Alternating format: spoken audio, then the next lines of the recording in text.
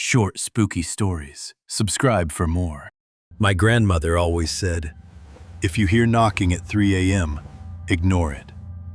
So when the knock came, 3 slow taps, I stayed frozen in bed. But then I heard her voice from the hallway, calm and gentle. Honey, open the door. She's been gone for 9 years. The knocking stopped. Her voice didn't. It moved to the living room, then the kitchen, calling my name like she was wandering the house looking for me. On the subway, my reflection in the window kept flickering out of sync. Everyone else appeared normally in the glass, just me, delayed and distorted. Then, during a turn, the lights dimmed, and my reflection stayed behind for a split second too long, smiling faintly as if it had waited for this moment. When the lights brightened again, its smile was gone, but let on the outside of the glass was a handprint. I passed the old park on my way home and saw a woman pushing a swing. But the swing was empty. She whispered softly to the air as it swung back toward her, nodding like someone was talking back. When the wind died, the swing kept moving. Smooth, steady, too steady. She smiled as if comforting someone I couldn't see. Then she waved directly at me. My friend's old phone kept buzzing, even though he'd passed away months ago. It showed one unread voicemail from last night, time-stamped 2:42 a.m. His voice was shaky, whispering, "Don't let it touch you. Don't let it." The message ended with a sharp gasp.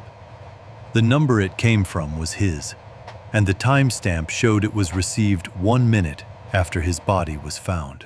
Cleaning out my attic, I found a dusty Polaroid of my childhood bedroom. Same wallpaper, same nightstand, same crooked lamp. But in the photo, the lamp was on, casting a shadow shaped like a person standing beside my bed. A person I don't remember. The timestamp on the photo said 3:18 a.m., exactly the same time I woke up last night with the feeling someone was watching me. During my shift at the mall security office, I saw a little boy standing alone in a dark corner on camera, still, facing the wall. I radioed a guard to check on him, but when he walked over, the boy didn't react, didn't move, didn't turn. The guard said, "There's no one here," even though the boy was still on my monitor. When the guard walked away, the boy finally turned around and looked straight into the camera. Walking home, a thick fog covered the street so heavily I could barely see my own hands. But I heard someone ahead of me, whispering my name. Slow, broken, almost unsure. I stopped. The whispering stopped.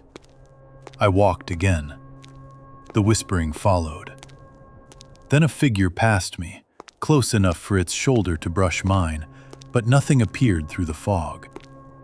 Every morning on my walk to work, I pass the same man standing at the crosswalk. Same clothes, same stance, same blank stare straight ahead. Today, though, as I passed him, he whispered, "Don't go the usual way." His eyes never moved, his lips barely did, but for some reason I trusted him. Later that day I was watching TV. A news report caught my eye. That same street I always walked down, covered in ash, and the rubble of a building that collapsed onto it. The guest room in my house has always felt colder than the others. Tonight, as I walked past, I swear I heard soft breathing behind the door. Slow, steady breaths, like someone in a deep sleep. I pushed the door open. The room was empty, but the blankets on the bed were still rising and falling, as if someone had just exhaled. Every night I hear footsteps pacing in the apartment above me. Soft, anxious steps, like someone walking in circles.